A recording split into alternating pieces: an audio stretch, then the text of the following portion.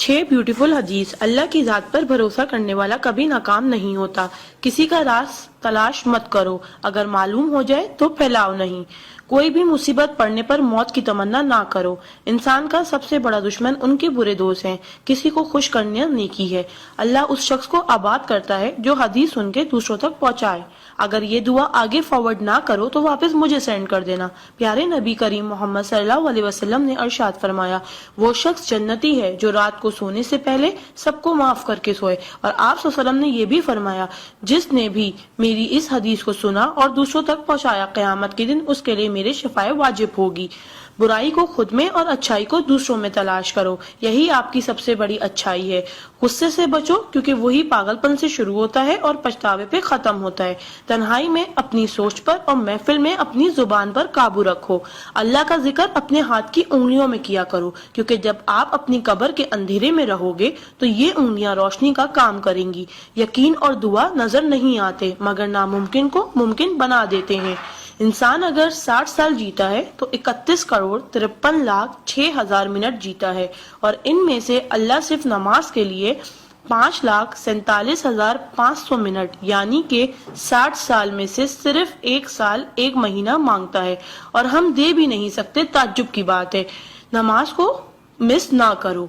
जब भी अपनों के साथ बैठो तो अल्हम्दुलिल्लाह कहो, क्योंकि कुछ लोग इन लम्हात को तरसते हैं। जब भी अपने काम पर जाओ तो अल्हम्दुलिल्लाह कहो, क्योंकि बहुत से लोग बेरोजगार हैं। अल्हम्दुलिल्लाह कहो जब तुम तंदुरुस्त हो, क्योंकि बीमार किसी भी कीमत पर सेहत खरीदने की ख्वाहिश रखते हैं।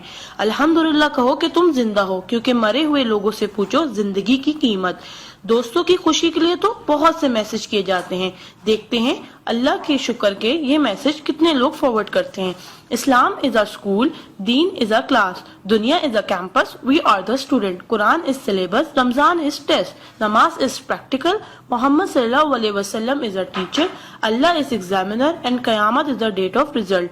सो try to get the first position in this result. Please do not stop forward to all Muslim. Allah की कुदरत को देखो। पानी आसमान की तरफ उठे तो भाप, आसमान से नीचे गिरे तो बारिश, जम के गिरे तो ओले, गिर कर जमे तो बर्फ, फूल की पत्ती पे गिरे तो शबनम, पत्ती से निकले तो अर्क, जमा हो जाए तो झील, बहने लगे तो नदी, आंखों से निकले तो आंसू, जिस्म से निकले तो पसीना, हजरत इस्माइल अलैहिस्सलाम के कदमों से निकले तो आबे जमजम, और मेरे आका सल्लल्लाहु अलैहि वसल्लम की उंगलियों से निकले तो आबे कौसर। सुभान अल्लाह, सुभान अल्लाह, सुभान अल्लाह।